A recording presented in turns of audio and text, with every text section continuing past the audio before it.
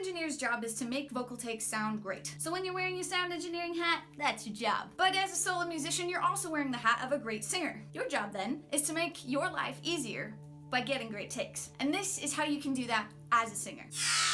My name is Beth and I run Steadfast Ascent. So last week we talked about getting the best vocal takes that you can from the mic placement, studio engineer sound point of view. But even if you have the best setup, if your voice cracks or you can't hit the notes, there's not a lot you can do about it. To get an awesome take, you have to sound awesome. So I am talking to the singers specifically, but if you're a studio engineer and you need to bring in your friend, or you don't actually sing and you want to bring in a friend to sing, this should help you. Now, at the most simple level, you could do what I do, which I don't actually recommend, because once I've got enough material recorded that I can sing to, I just kind of get a glass of water, grab my lyrics, and go for it. But you're much smarter than that. And so there's really 3 points of time where you need to consider. Before you record, make sure you know your material, because remember, competence is the key to confidence. And if you want to get a good take, you want to be able to confidently sing everything exactly the way you want the take to be. And even if you have the most amazing voice, if you're not set in your thoughts, you could not get good takes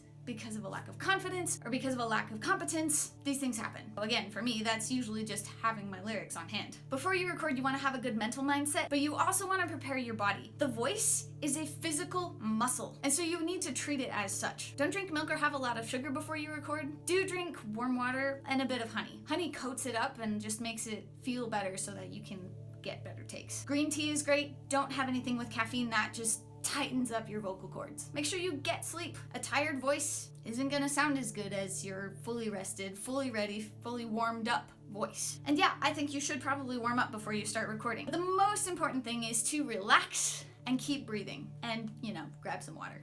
And then during recording, if you're singing for someone else, make sure to communicate. Talk to your sound engineer and see where they want you to stand. Stand exactly where they tell you to stand. But also tell them what you need.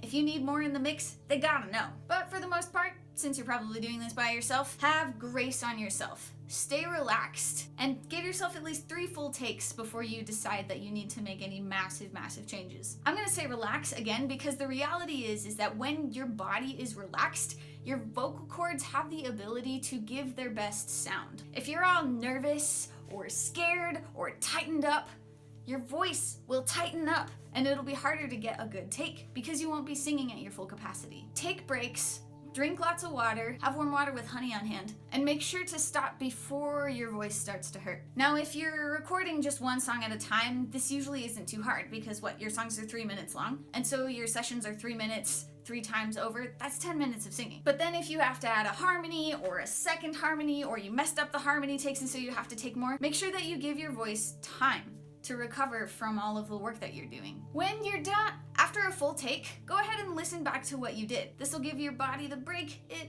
needs so that you can sing your next take. And as you're listening, notice the places that you're like, man, I wish I had done this differently. You can mark those down in your lyric sheet, or you can just make a mental note. Drink more water, and if you've been doing it for a while, take a break and have some food to replenish your energy. Now, you can do this periodically between takes, or you can do a bunch of takes and then afterwards listen back and so on and so forth. It is important to listen back to what you've made pretty much every time though. Now, if you're just getting started, which I'm assuming you are, you probably haven't heard a lot of recordings of your voice. And I realize that in this age, because we have TikTok and we have Instagram, this may or may not be as true for you. You probably will not recognize the sound of your own voice. And it may freak you out a lot. It may not freak you out, but you may just hate the sound of your voice.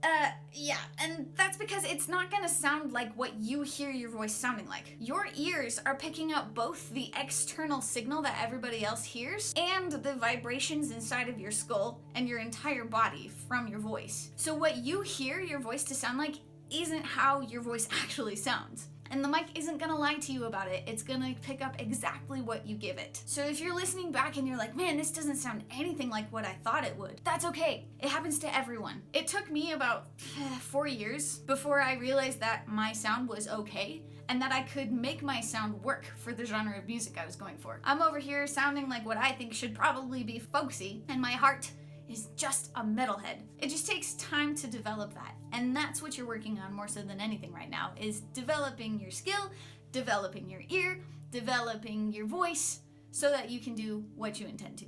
and make the music you're supposed to. Now, if you're listening back and you're like, wow, no, like this isn't just the difference between the sonicness of my head vibrations and what the mic is picking up. Like, I'm actually not hitting the notes. Stay relaxed. You're probably not hitting the notes because you're stressed out, nervous, or some other mental thing that's happening that is physically causing your body to tighten up. Stay relaxed. Drink more water. Keep your mindset strong. This isn't a reflection of your singing. I mean, it kind of is a literal, the most technically accurate picture of what your singing sounded like for that take, but you can always record again. So take note of what you don't like, and instead of freaking out because it doesn't sound the way you thought it should, commit to learning from it and learning how to fix it, and mentally acknowledge that this is a part of your journey from going to where you are to where you actually want to be as a singer and as a musician. Keeping relaxed, again, will allow you to take good takes 2 minutes from now. So if you're listening back and you're like, this is bad, this is really, really bad, freaking out will have the exact opposite effect of what you're trying to go for in getting a good take. In fact, it might be best to laugh at it and be like, whoa, that was lame. I'll do better next time. And just commit to doing better next time. Moral of this story is that you should probably be drinking more water. Whether you're a singer or whether you're a normal human, water is good for your body. Before you record, you want to set your body up and you want to set your brain up to get a good take. Prepare yourself, both mentally and physically. While you're recording, stay relaxed and just sing your best. After you've made a recording, listen back, see what you need to do better on the next take, and then take it. Take breaks and make sure to stop before your voice actually starts hurting so that you can do this for a long time. So if this video was helpful to you at all, please do let us know by liking it. And if you're interested in finding out more, please do subscribe. Last week I talked about how to set up your studio in the physical space of your house to get good vocal takes. Next week I'll be talking about how to set up your DAW to optimize your vocal takes. We'll be looking at the signal chain and just how you can play around with that to get the sound that you are looking for. And before you head out, go ahead and drop a comment below on what tips you would give a singer before they head in to start recording. And as always, thank you so much for watching.